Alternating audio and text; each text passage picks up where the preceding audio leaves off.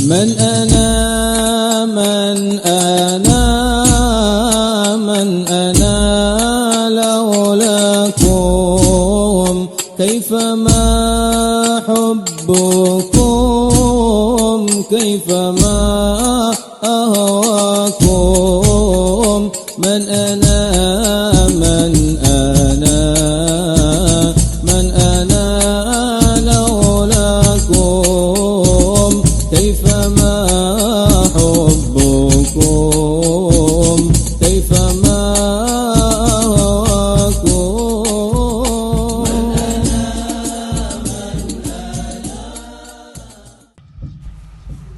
Pondok Pesantren Bustanul Ulum berdiri pada tahun 1948 yang didirikan oleh Kiai Salim atau Kiai Haji Ali Wafi yang merupakan putra keempat dari Kiai Haji Ahmad Syukri, pendiri salah satu pesantren tertua di Jember, yakni Pondok Pesantren Raudatul Ulum.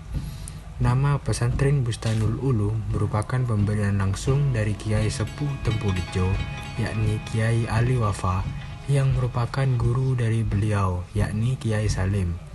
Bustanul Ulum yang berarti kebunnya ilmu-ilmu diterima langsung oleh Kiai Salim dikarenakan takziman dari santri kepada gurunya.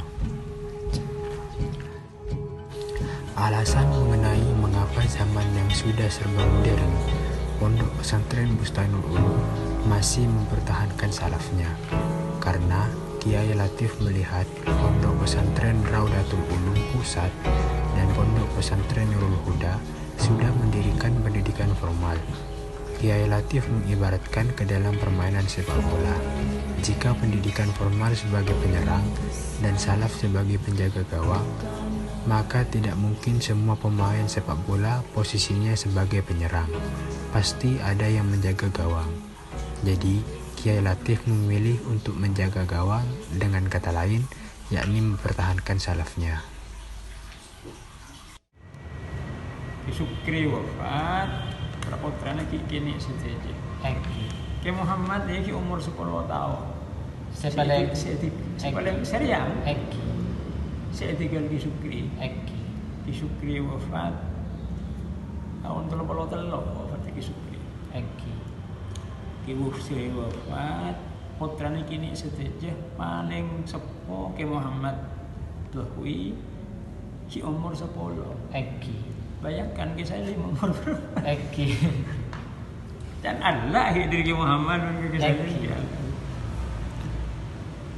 Ki Umar dia tepan pada Panji, tepan menduki Panji, tepan memperdalam tafsir dengan Panji kan. Terkenal Ki Hazim Panji ya, terkenal tafsir ya. Tepan medis, Ki Abadi ya. Pasti dia ini lah cendera Abadi jom, kok tak sehat, kok menleberes. Pokon makilin molang, karena songkan tak ngakui suara. Jadi makai orang sehat keluarga dulu Ki Syukri aja. Berat, tak bisa mengulang. Ki Umar mengulang. Musawir, PTP. Musawir. Jadi terus wafat Ki Syukri tak beli boleh. Jadi Ki Umar ngasuh pesantren Raudatul Ulum Ki Lance. Kita arajinya di anu. Ini sampai tahun tak kira tahun 30. Sampai berapa tahun deh. Yang pas Ibang ambil ya, order dia boleh.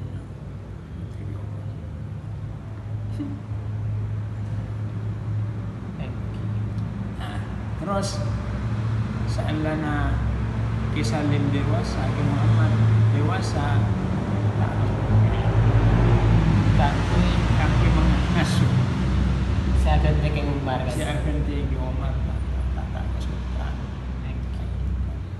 Sampai tahun seket almarhum Ki Umar pindah kan Jember.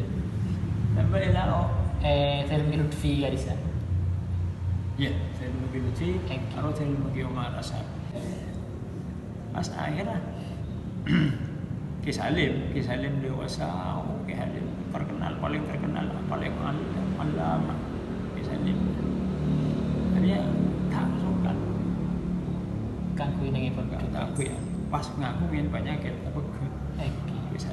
biasanya mau ring penyakit tepegeh dia butuh keanga muncul lepah koma Eki. akhirnya yus jangan sampai berupa ke timur ya hawan pas cocok ke Kisalim penyakit akhirnya pas Kisalim pas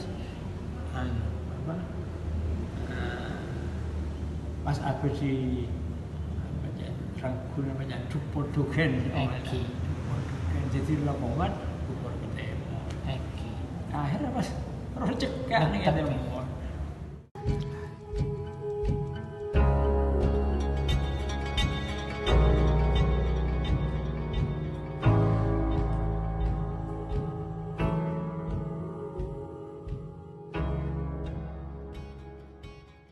Tifla dan Musto Tadarus Al-Quran.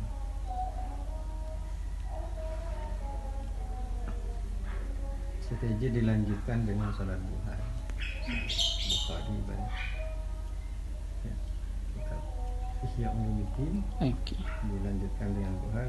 Tadarus Al-Quran juga dilanjutkan dengan yang 7. Terus jam 7 masuk sekolah, masuk madrasah dulu sekolah. Kan jam 7 masuk madrasah, keluar jam 9. Nah, ini kan nak galak pun saya masak, saya tanah itu. Lanjutkan dengan kegiatan santri Jam bebas kadita. Kegiatan memasak dan belajar olahraga. Terus sebelum setengah 11 istilah takoi dulu. Setelah zuhur tadarus Al-Quran dan pengajian kita. Nabi hadir nah duhur jam 11.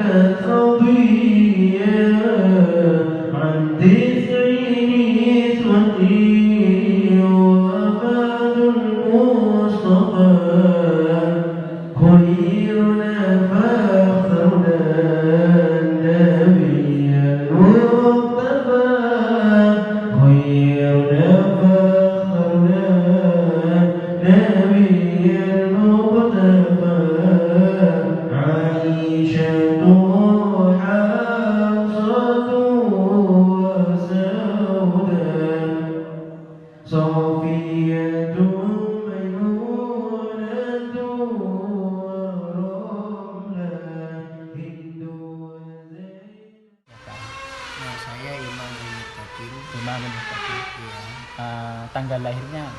Tanggal lahir saya 25 April 1998. Kelahiran di Jember. Ya. Asal saya Sumber Pakem Timur. Ya. Mondok di sini sudah berapa tahun? Sejak tahun berapa?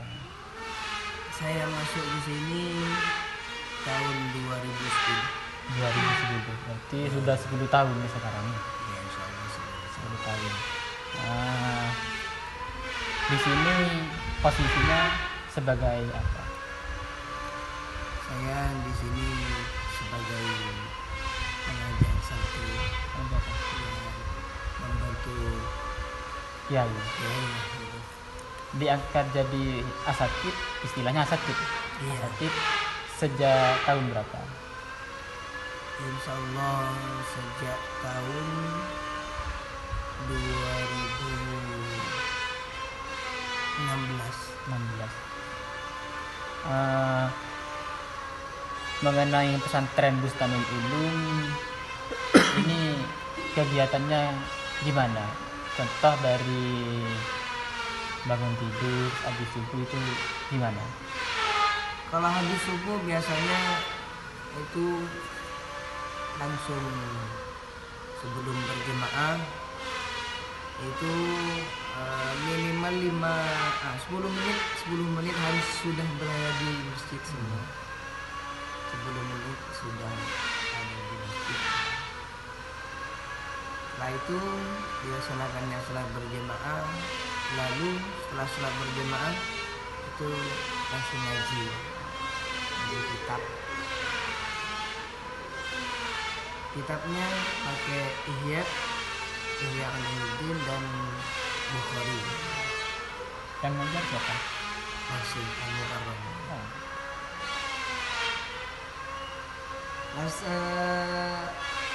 Habis ngaji Ihya itu langsung sholat duha berjamaah. Terus habis sholat duha sekitar jam 7 itu santri sudah masuk sekolah. Dini.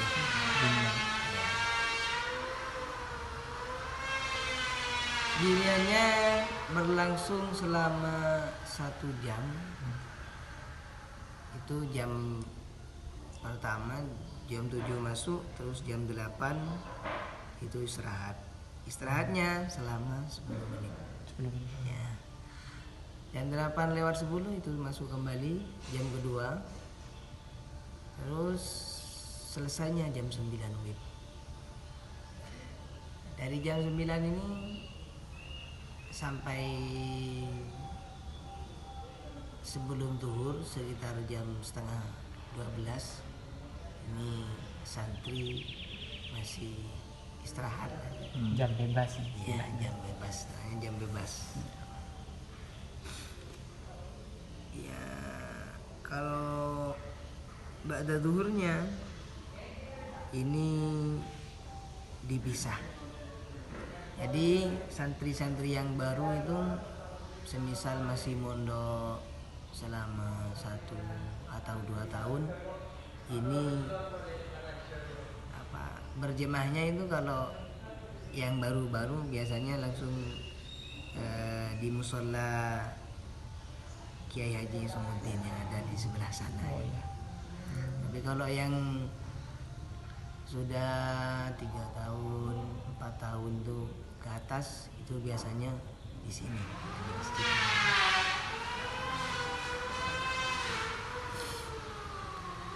Kalau zuhur ini ya seperti biasa,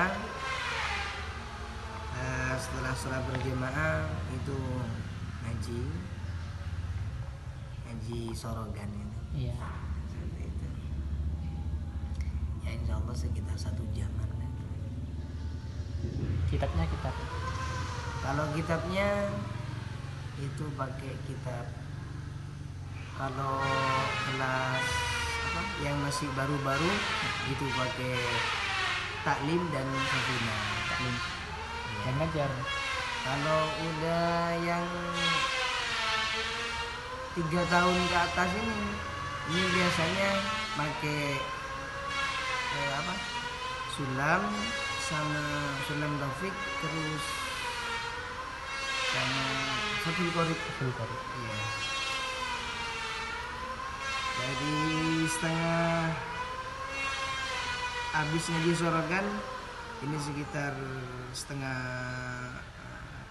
jam 1 lewat 15 menit lah kurang lebih. Itu masih bebas. Jam bebas. Ya, jam bebas. Sampai setengah 3 asar kurang 15 menit lah kurang lebih segitu. Kalau ba'da asar ini biasa berjemaah, terus habis berjemaah itu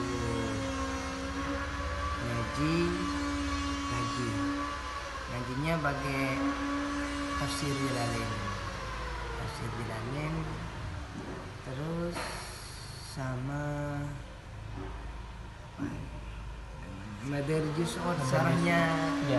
berjanji. Iya, berbisnis. Terus sehabis ngaji ini langsung nggak boleh turun, masih semua santri diwajibkan membaca Rotibul Haddad masih bersama-sama. Setelah Rotibul Haddad terus turun sorogan kembali. Seragam kembali. Iya, pakai apa, sulam taufik, semua itu pakai sulam taufik. Itu bertepatannya kalau setelah asar itu di di Noraison.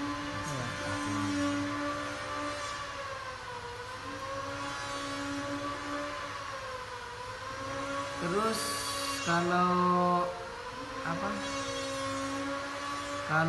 sebelum maghrib ini kurang 15 menit semuanya harus berwudu, dan ada satu orang yang sudah mengaji di sini pakai mic lagi. Iya, pakai pakai speaker. Ya minim itu kurang 15 menit maghrib sudah ada yang mengaji. Ya kadang-kadang kurang 20 menit, tapi kalau lebih dari 15 menit ya nggak apa-apa ya. Iya. Seperti itu. Jadi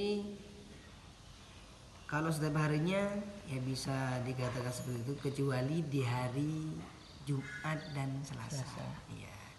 Kalau Jumat libur, terus malam Jumat juga ngajinya libur, dan malam Selasa. Iya. Sekolah juga libur kalau hari Jumat. Kalau Selasa sekolahnya tetap, tapi ngaji kita libur. itu libur. Soalnya kalau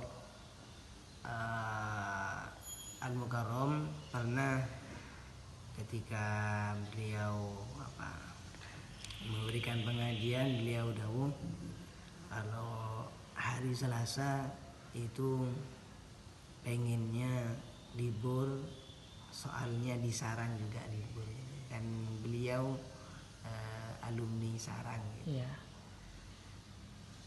Jadi kalau Sarang libur, ngajinya libur, juga di sini libur gitu. Sampai kalau mulai ngajinya biasanya kalau ngaji beliau semisal seperti sudah waktu kembalinya santri itu dimulainya hari Rabu biasanya. Malam Rabu itu dimulai biasanya. Keseringan kalau beliau mulai itu ba'da maghrib, sudah ba'da maghrib itu langsung ngaji. Kalau sekolah diniah biasanya beliau langsungkan pada hari Sabtu, biasanya hari Sabtu kalau sekolah. Kalau hari Rabu beliau mengikuti Kiai Abdul Karim di sini. Kalau beliau dulunya dawuh bahwasanya kalau ngaji hari Rabu itu biasanya orangnya cepat cerdas, istiqomah kalau ngajinya hari Rabu. Terus kalau sekolahnya itu Kiai pakai hari Sabtu. Soalnya dari abahnya beliau kan pakai Sabtu.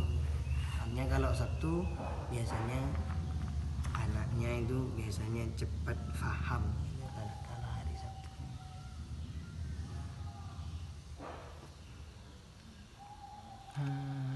Mengenai program pesantren Bustanul Ulum ini kan salaf ya. Iya. Program apa saja yang diunggulkan? Apakah ini nanti contoh semisal kayak Tempurjo marjet marjet santri-santri itu buat paham nahwu sorof ilmu alatnya. Iya. Karena itu adalah nanti bisa memahami sendiri kitab-kitab yang lain seperti itu kan ya, cabang-cabang ilmu yang lain gitu. Apakah di sini seperti itu atau lebih ke fikih misalnya atau gimana? Kalau di sini biasanya itu enggak ditargetkan seperti itu. Semisal dari nahwu, dari sorof, semuanya itu sudah dijelaskan, dianukan. Tapi yang di sini yang menjadi pokok utamanya harus ada akhlakul karimah. Iya, akhlak. Kalau semisal ada seorang anak siswa yang berprestasi namun perilaku akhlaknya itu kurang baik, itu tidak dijadikan juara, bahkan tidak menang sama sekali. Berarti prestasi tidak dianggap.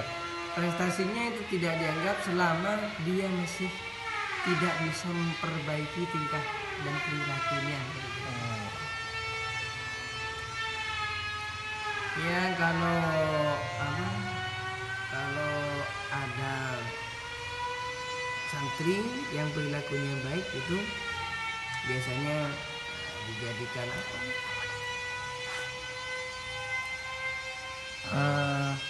mengenai peraturan-peraturan di sini bagaimana? Seperti batas keluar santri dan tindakan-tindakan jika melanggar itu gimana? Kalau biasanya ya di sini kalau santri biasanya tidak boleh keluar malam, terutama malam. Walaupun dekat, apalagi jauh, harus ada persetujuan izin langsung dari Al-Mukarram.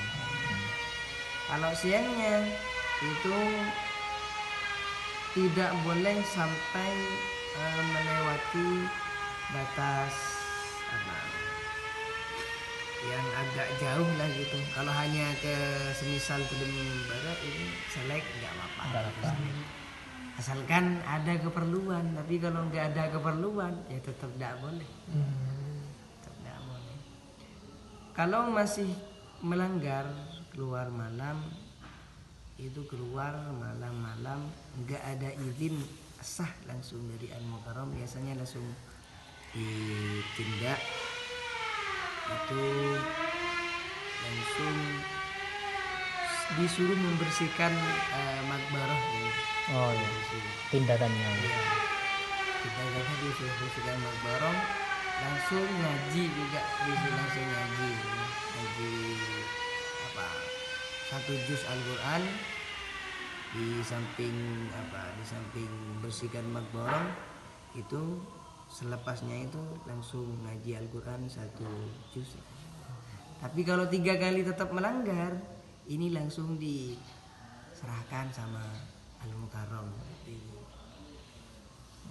Kalau sudah 3 kali pelanggaran, ini langsung diserahkan. Berarti peraturan itu ada tahapnya ya untuk tindakannya. Ada tahapnya.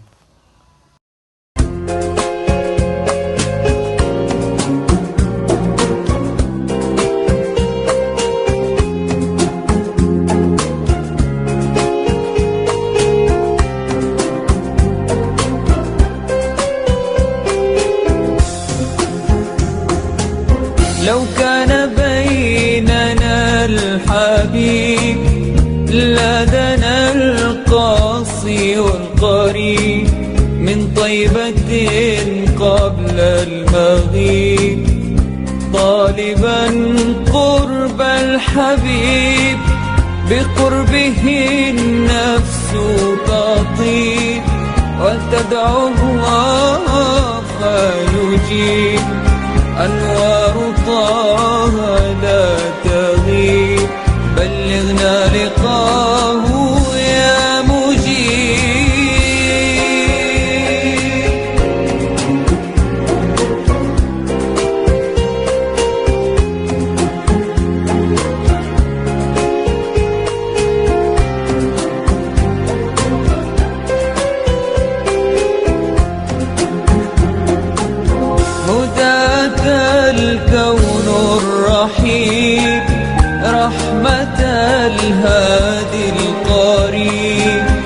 حديثك النهر العذيب جوارك الغصن الرطيب فدك روحي يا حبيب محمد مكرم الغريب